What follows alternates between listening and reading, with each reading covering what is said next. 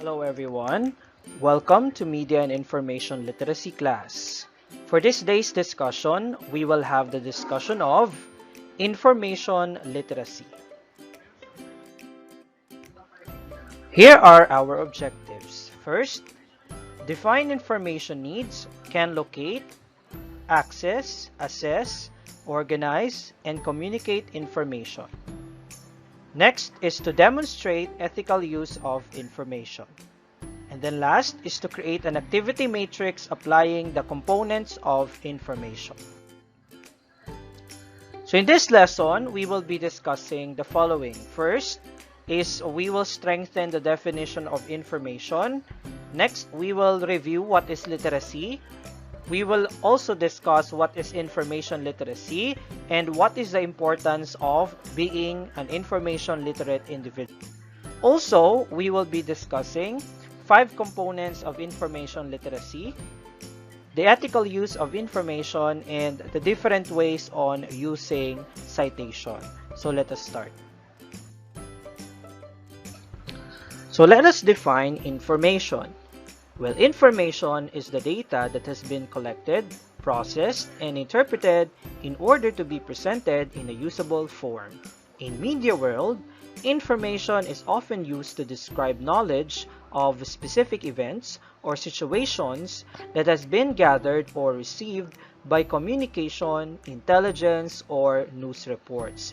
So every data that has been collected, including video clips, including interviews, audio clips, statements from somebody, including sounds, including symbols, including experiences. So those are all examples of information. While literacy is the understanding of a specific subject. So when we connect information and literacy, so it simply means that information literacy is our understanding on how to use information. But to strengthen the definition, information literacy is a means to express personal ideas, develop arguments, refute the opinions of others, learn new things, or simply identify the truth or factual evidence about a topic. So here are the importance of being an information literate individual. So an information literate individual can first use the data to achieve a particular objective. So as an information literate individual, it is our objective to use information aligned with the objectives that we have set. Next is to access information ethically. So as an information literate individual, it is your responsibility to access information ethically, respectfully, and with giving proper credit to its original source. Next is to use the information lawfully. So we have to be aware that there are information that needs to be asked permission from the owner or that needs to be credited by the specific owner. So we need to credit the information based from the original owner. So we will credit it from the original owner. And then aside from that, an information literate can collect the data into one's learning base. Next is to make the information useful and efficient. So how do we make information useful and efficient? So in making information useful and efficient, we are ensuring that our information attains the set objectives. At the same time, it gives us an unexpected result that we have think of, and at the same time, it gives us good results. Next is to assess the data and sources. So aside from accessing data ethically, it is our responsibility to assess data, meaning to evaluate data and to evaluate the source, whether it provides factual information or not. So here are the information literate required skills. So in order to be an information literate, so you need to have these skills. First is to be able to find resources. Next is to be able to find information. So example, in using URL bookmarking from a website, finding across multiple sources, and understanding and being able to locate what's more important and produce an importance ranking. So when we say being able to find information, we are aware that there are lots of informations in various media sources, such as the library, the internet, and we can also use broadcast media. So in order for us to level the importance of this information, so we will first get what is nearest to our objective, and then next followed by those information that are somehow related, and then down to the least important information. So but even the least important information in the long run may still serve its purpose depending on how your study will go. Next is ethical and responsible use of information. So as an information literate individual, so one of the required skills of an information literate individual is to be ethical and responsible in terms of using information. So how are we going to be ethical and responsible? So if we know that that information doesn't belong to us, or we do not produce nor own the information, so it is rightful to give proper credit to the rightful owner. So on the succeeding slides or on the next subtopics, we will discuss how you will cite your sources or how you will give credit to bibliography. Next is to communicate one's information and then to be able to manage your information. Another thing is to be able to examine results, or how you will examine results. So first, check if the information is appropriate to the question or task given. So of course, you will be bombarded with lots of information.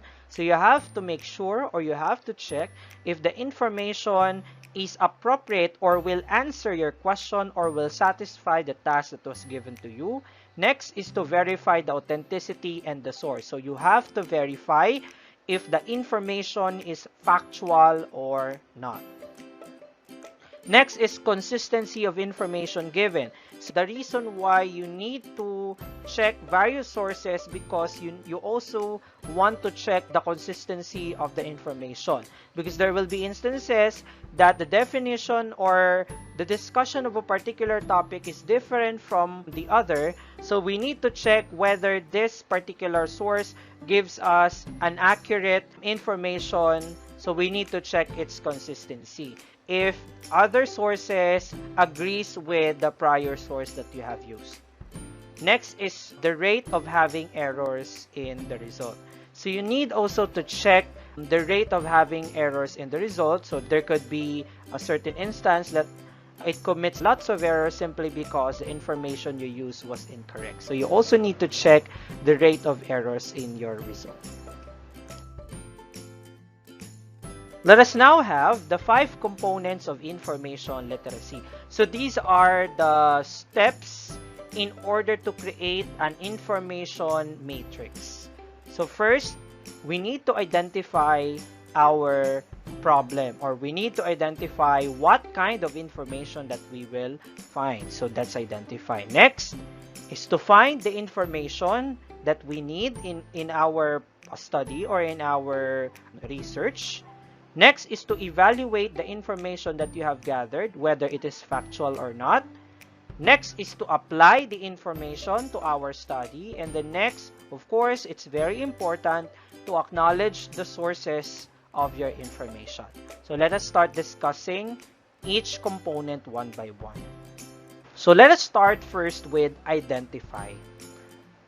So it is about identifying the nature and extent of the needed information. So in this stage, your purpose is to identify the kind and the nature of information that you need. And also, it is in this stage you will identify the extent of the information that you need. So of course, you will identify your research, you will set your title. So from there, you will identify what kind of information you will need. So here are the example activities in this particular stage. First is writing a thesis statement. So when we write a thesis statement, so thesis statement is a single sentence that discusses the main idea or the main objective of your research or your study. So once you have identified or once you have written your thesis statement, so from there you have already identified the kind of information that you need. Next is creating a timeline of plan to complete a research paper. So aside from writing a thesis statement, so it is also included in the identify stage, the creation of timeline of plan to complete a research paper, because from there you will write down the step-by-step process, and then from there you will know what kind of information you need per chapter of your research paper.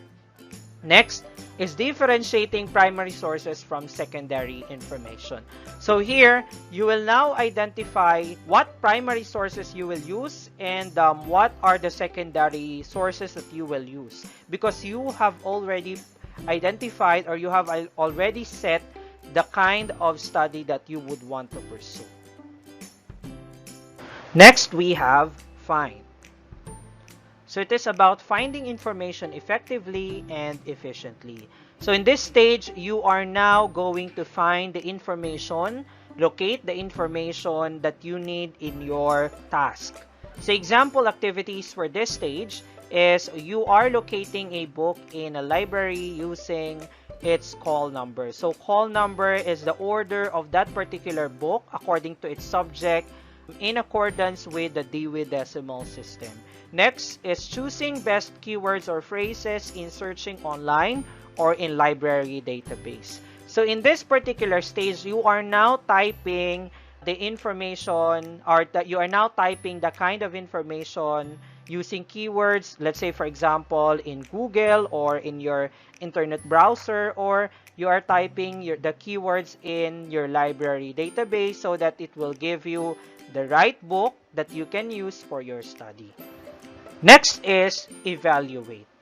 So it is the ability to evaluate information and its sources critically. So in this stage, we already have the information with us. So it is now our task as an information literate individual to assess whether the information that we have collected is factual or not, or will it suit the objective that we have set. So those are the things that we need to consider in this particular stage. Examples will be, first is to review the multiple point of view to construct a generalized opinion.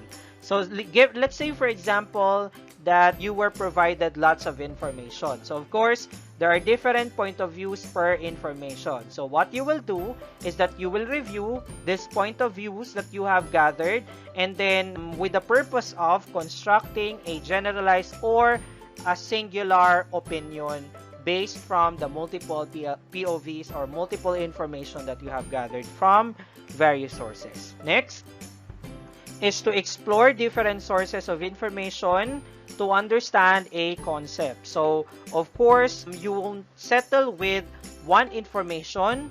You will look for other sources in order to connect that or to compare and contrast that information, whether it is consistent or whether it provides a different discussion. Next is analyzing the logic and structure of arguments from speeches. Let's say, for example, you have already located an information and it is now your task to analyze the logic, the structure, and even the tone of arguments from speeches in order to create your conclusion or your generalized opinion. Next is apply. It is the ability to apply information to achieve a purpose. So it is now your task to apply the information in your study or in your task. So once you have finished collecting the information, you have already finished assessing and evaluating the information, reviewing its authenticity, checking if it's factual or not. So you are now sure of applying this in your task. So this is that particular stage. Examples could be the following. First is to paraphrase a quote to support an argument. So because you have already evaluated that this particular quote supports your argument or supports your study, so it is your task or it is your responsibility to paraphrase the information for it not to be identical from the original source. And then of course, you need to cite its source, but we will do that on the next stage. Next is to integrate an article into a part of a research paper. So you have already collected the information, you have already gathered, and you have already assessed its authenticity. Now it's your time to arrange this information in a paragraph. So you will now integrate an article, or you will now create an essay out of the information that you have collected. So you will create a synthesis. Next is to download the file and incorporate it in a panel discussion.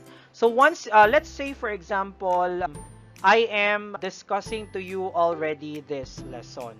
Because I can now discuss this to you simply because I am done with thinking what topic I will discuss. I am already done searching of the information that I need in this lesson. And then I am already done with checking whether this information provides consistent details. So now it's my time to incorporate it or present it to you. So this is exactly what I am doing now. And if you will compare this in this particular stage, so I am already in the applying stage. And last, of course, we have the acknowledge stage or acknowledge. So it is the ability to acknowledge the sources of used information. It also includes the understanding of ethical, legal, and societal issues surrounding information. So you are done applying the information. You are done already with executing your task. Of course, you are aware that the information that you have used belongs to its rightful owner. So it's important that you will cite your source, or you will give credit to the sources of the information. So we have various techniques in order for us to credit the information or to cite our sources. We can do bibliographical entries at the last part of every chapter in our study, let's say. Or we can do in-text citations, wherein in the first part of a paragraph that we use the information, we will cite the last name of the author and then the year when the information was published. So example activities includes, just like what I said, creating in-text citations and bibliographies. Next is to understand plagiarism and its grounds. Next is utilizing copyright, Creative Commons, public domains, and fair use guidelines. So since we have already mentioned copyright, public domain, and fair use, so let us give a short discussion of these three because we will discuss this thoroughly when we reach lesson 7. So copyright. Copyright protects owner of his right for use and distribution of original work for a lifetime plus 50 years. So this particular Law Encrypted Act protects the owner for his right to use the information by others or to distribute his original work for his lifetime plus 50 years. So there are certain instances that we are not simply allowed to copy the information because it is registered in copyright law. So we need first to ask permission from the owner, or we need to pay the royalty fee in order to use that information in our task. So that is how strict copyright is. Next is public domain. So this happens when a copyright expires and the original owner, or let's say the descendant of the owner, fails to renew the copyright franchise. So this is what will happen after the copyright expires. So after the copyright expires, it will be available for public domain and can be used for free. And then we also have fair use. So let's say, for example, that there are informations that we have taken from a book, and then we will use this in our research, and we will also use this in teaching and in discussion. So there are instances that it's our call if we will ask permission or not. simply because we will use this for teaching and for educational and study purposes. So this is where fair use enters in. So fair use sets the limitation and exception to exclusive right granted by copyright law. So there is no need to ask permission, but take note, you need to use information for criticisms, for teaching, for research, and for news reporting. But in return, you need to cite the source for you not to be charged of copyright infringement. So this is what fair use applies. So there could be instances that we copy information from internet and we do not personally ask permission from the owner.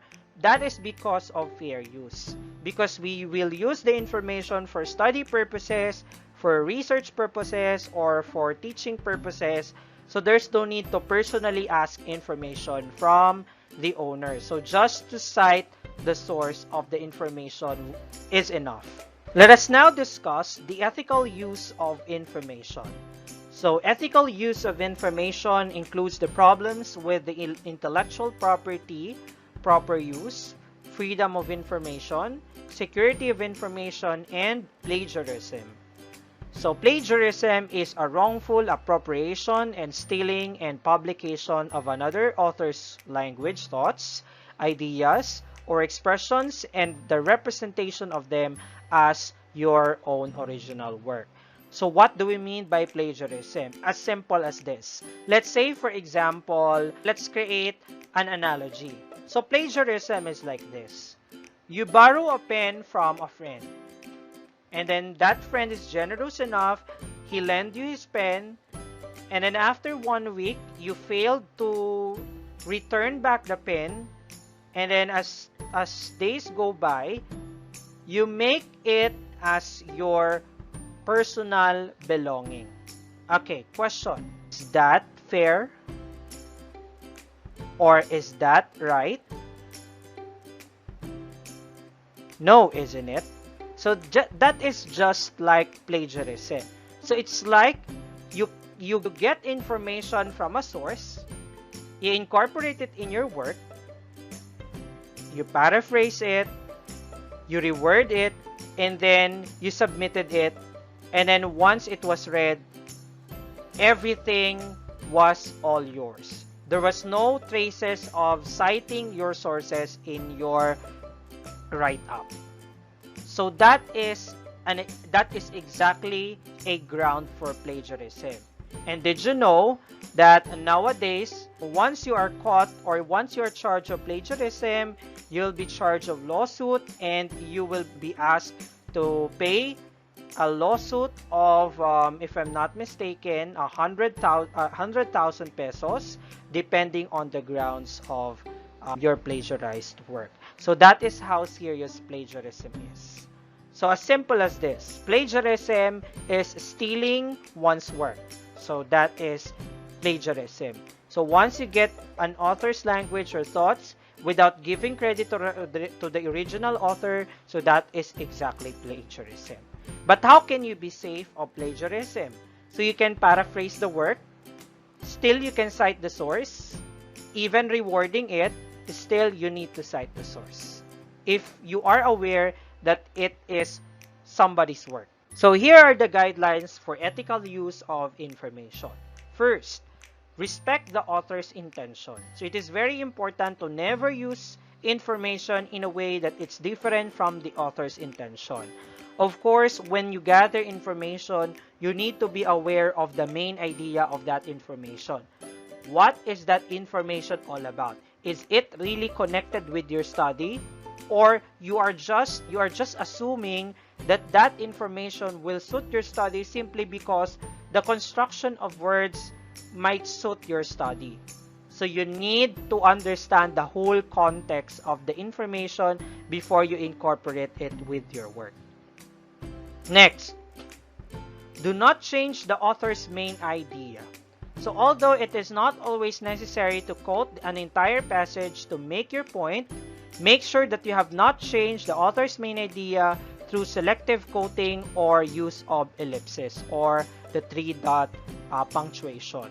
So of course, you already knew the author's intention, so do not change the author's main idea. Stick to the author's main idea as long as it is connected with your work. So you make sure first that it is really connected with your work, so there you can incorporate it in your research paper. Just make sure that you are not changing or you are not deviating from the main idea of the information, as well as the idea set by the author on that information. Next, do not ignore information that conflicts with your study. So this is where argument happens.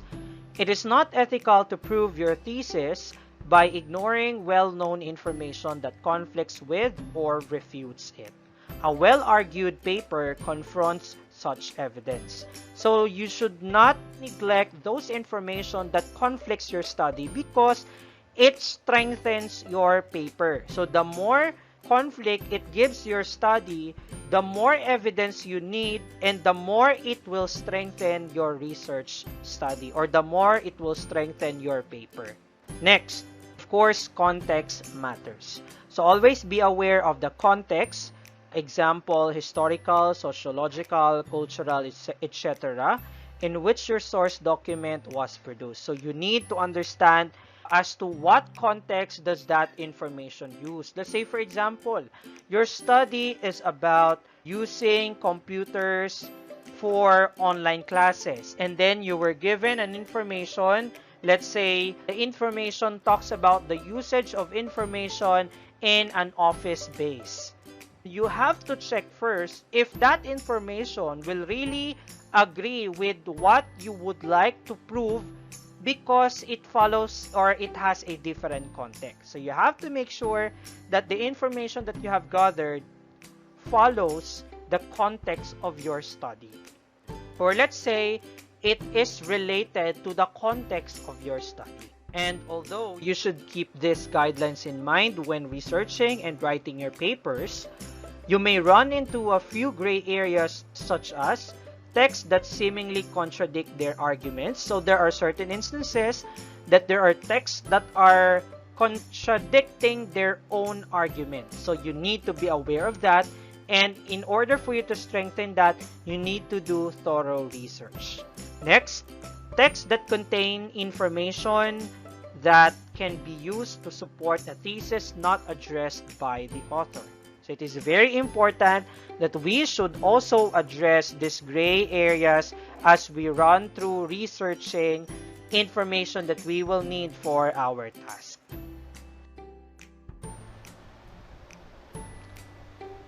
Now let us have the different types of citation used for information. First, we have the American Psychological Association format, which is APA format used for education and scientific researches. And then we also have the Modern Language Association, or the MLA format, used for humanities research. And then we also have the third one, which is the Chicago and Turabian format, which is used for business, history, and fine arts. So we will discuss the tips on how to use APA format as your format for bibliographical entries and for in-text citations. Okay, so let's say, for example, you have gathered an information from a book. So you will start it with the last name of the author, and then the first letter of the name of the author, period, and then if the middle initial is available, so include that, and then enclose in an open and close parenthesis the year the information was published, and then next you put period, proceed with the title of article, enclose it in a quotation mark, period, and then next is the title of the book or the title of that particular reference where you get the information, and then you followed by the publishing house or the place of publication, and then page number. So I have here an example information. So let's say an information is about citation and referencing, and it was taken from Reading and Writing textbook. Okay, and the reading and writing textbook was authored by Mr. Edel Vargas, and this was published in Arizona State University.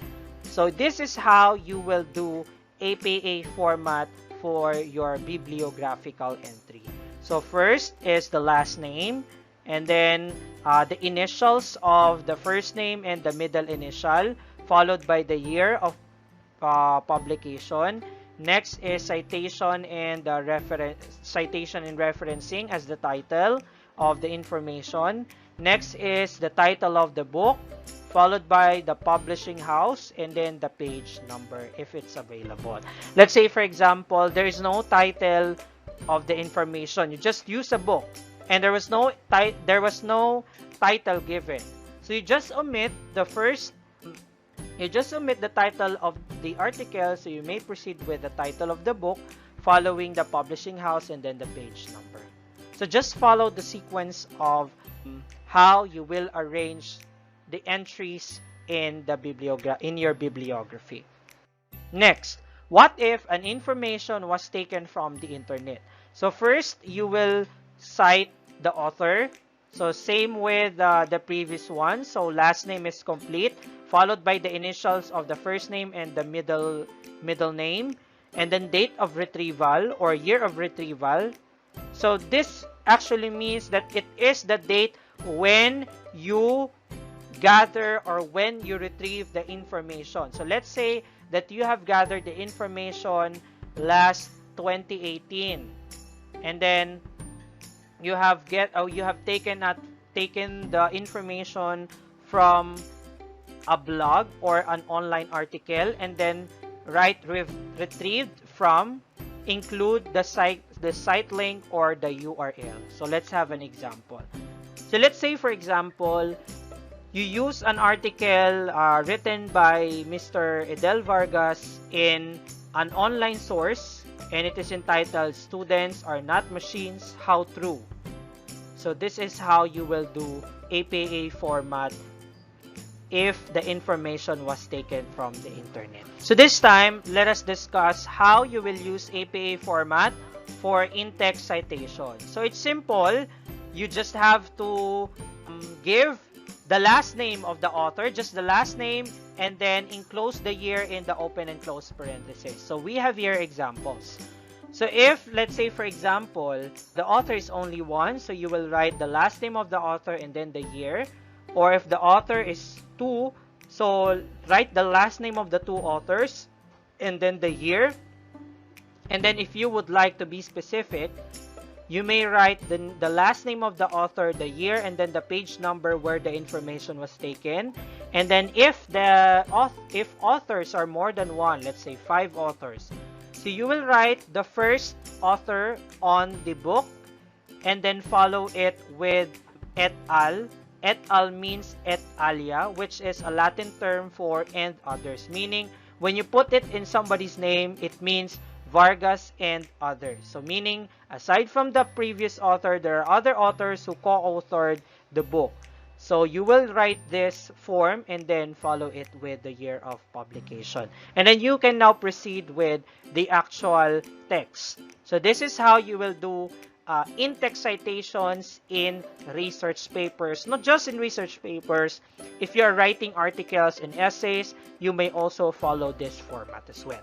In order for your paper to be more informative, at the same time, in order for your paper and in order for your claims to be credible, simply because you used other sources. This time, let us now discuss how different people practices information literacy. First, let us have students. So students assess information to broaden their knowledge, evaluate the credibility of information, carefully chooses information to achieve an objective, and etc. So as students, you need to practice information literacy through assessing the information that you have gathered, and with the purpose of to broaden or to widen your knowledge base. Next is to evaluate the credibility of the information. Even the source of information, you need to evaluate it as well. And then you need to carefully choose information to achieve a particular task or to achieve a particular objective. Let's say for your research, for your task. So you need to first set an objective, and then you need to choose the information that suits your task as well as that hits your objective. And then for us teachers, how do we apply information literacy? So we facilitate learning and enhance students' knowledge and skills through accurate information.